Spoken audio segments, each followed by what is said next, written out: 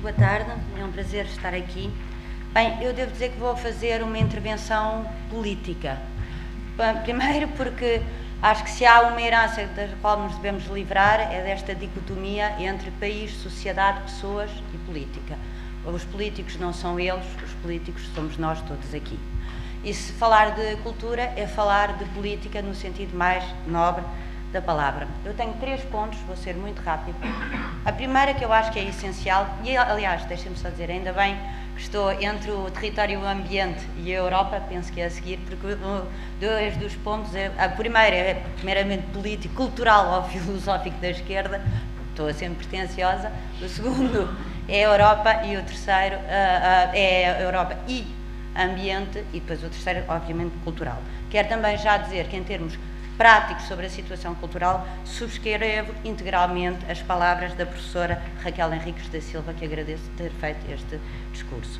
A primeira coisa é, nós estamos aqui a refletir a esquerda e, de facto, a esquerda está com um problema no seu discurso político. Qual é esse problema? Eu vou ser o mais sumária possível, peço desculpa aos historiadores ou aos especialistas. É que o discurso da esquerda sempre foi um discurso que conseguiu conciliar, por um lado, a criação de direitos, mas com uma perspectiva de futuro. A esquerda sempre foi um projeto de futuro. O grande exemplo que eu gosto muito sempre de dar é a questão das férias pagas, feitas pelo Leon Blum em 1936. Era um direito que se criou para os trabalhadores, foi uma coisa essencial para a economia futura e a Europa provavelmente não teria evoluído como evoluiu se não houvesse isto.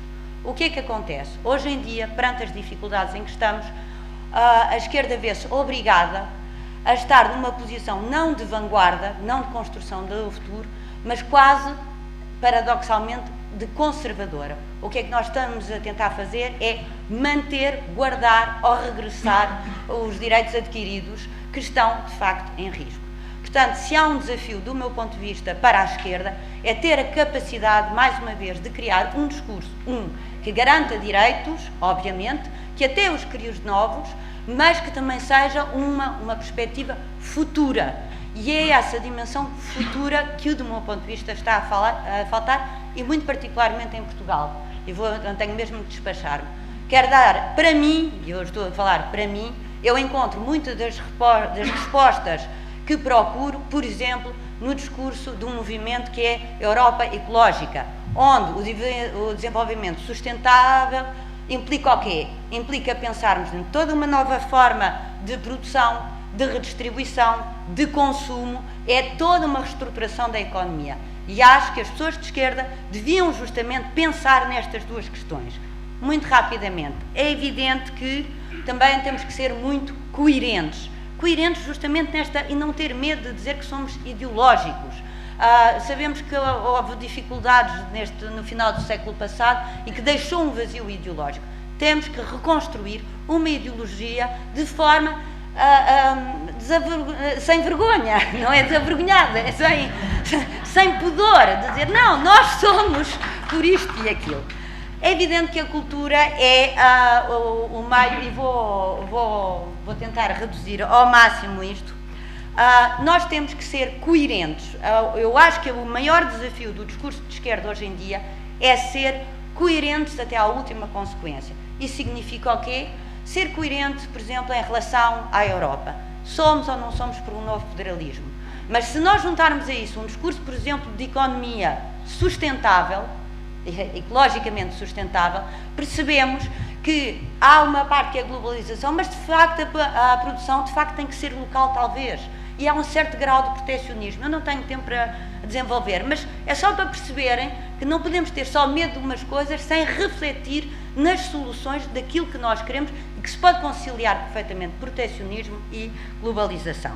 Essa coerência, só para terminar nas questões culturais, porque apesar de tudo é essencial, hoje em dia eu acho que não se pode conceber cultura sem pensar nas novas tecnologias, sem pensar na internet, sem pensar isso tudo.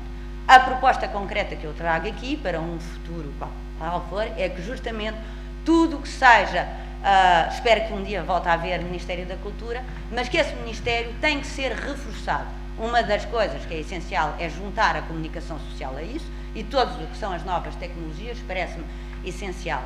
Mas aqui também faço um apelo à coerência. É que, por exemplo, quando falamos na internet, quando falamos de direitos na internet, quando falamos de direitos de partilha da internet, as pessoas de esquerda, o mais antiliberal possível, têm uma prática ultraliberal. E, portanto, é, por exemplo, um tema onde eu acho que estamos perante as contradições e as ambiguidades que temos que ser capazes de ultrapassar. Ou seja, uma coisa é o discurso e temos que voltar a reconciliar o nosso discurso com a nossa prática. Muito obrigada.